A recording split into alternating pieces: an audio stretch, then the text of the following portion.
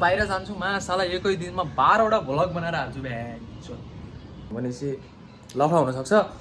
त्यसैले म के भनेको युट्युबर हुन्छ भाइको के हो सालाहरू ज्ञान दिन्छु यत्रो पैसा कमाउ जग्गाल्यो।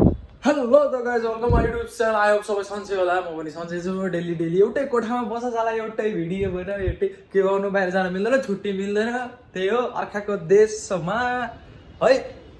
अनि आज भनेको युट्युबर हुन्छ भाइको के हो सालाहरू ज्ञान दिन्छु यत्रो पैसा कमाउ जग्गाल्यो यसो त्यसो होइन भ्यान्सुहरू के अब हामी एकअर्कालाई सपोर्ट गर भनेर कुराहरू गर्ने हो नि त।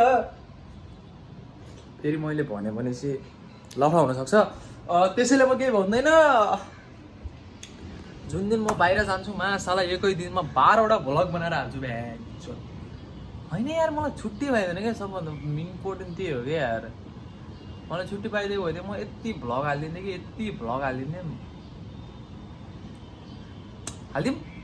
हालिदिन्छु कि म एउटा। अब रोक्नु छुट्टी पाउन दियो क्या साला, तिमीहरू सपोर्ट गर क्या, पहिला सपोर्ट गर तिमीहरू। म छुट्टी पाएर चाहिँ यतै भ्लग हाल्छु नि तिमीहरू। अब के भन्ने यार, त्यस्तै हो। अरू त के भन्नु, मेरो एलबी ग्याङ सबै सन्चै होला, म पनि सन्चै छु आई होप। अब रोग म भोलि सेटिनीसँग झगडा गरेर साला छुट्टी लग्छु, एकै दिनमा 12-13 वटा भ्लग हाल्छु कि तिमीहरू चिन्ता नगर है।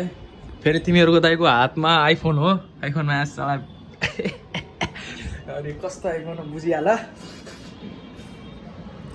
चोरेर ल्यायो क्या त्यही हो।